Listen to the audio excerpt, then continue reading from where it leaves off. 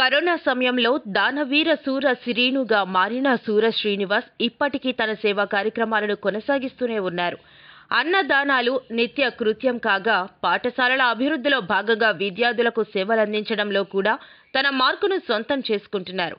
శ్రీకాకుళం జిల్లా ఇచ్చర్ల మండలంలోని తోటపాలెంలోని MPUP school ఆవరణలో సరస్వతీదేవి విగ్రహాన్ని నిర్వహించి ఉపాధ్యాయులు, విద్యార్థులు, గ్రామస్తుల సమక్షంలో అట్టహాసంగా ప్రారంభించారు.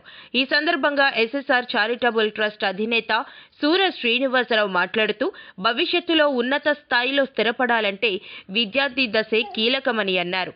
మొదటి వార్షికోత్సవ వేడుకల్లో పాల్గొన్న ఆయన పాఠశాల అంటేనే సరస్వతి ఆలయం అన్నారు.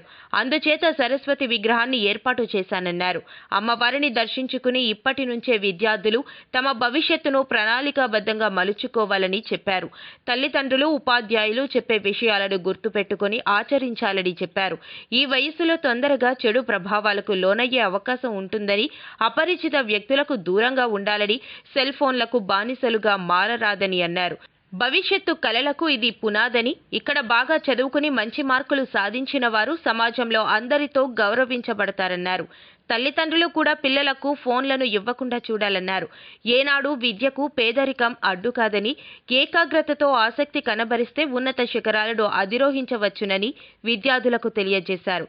ఈ వార్షికోత్సవ వేడుకల్లో పాఠశాల ప్రధానోపాధ్యాయులు, సర్పంచ్ కల్లేపల్లి తిరుపతిరావు, ఉపాధ్యాయులు, ఉపాధ్యాయేతర సిబ్బంది అట్టహాసంగా శూరశ్రీనును విద్యార్థుల సమక్షంలో దుస్సాలువతో సన్మానించారు.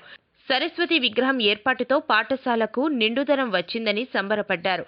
శ్రీనివాస్ కూడా గుర్తుగా మొక్కలు నాటారు.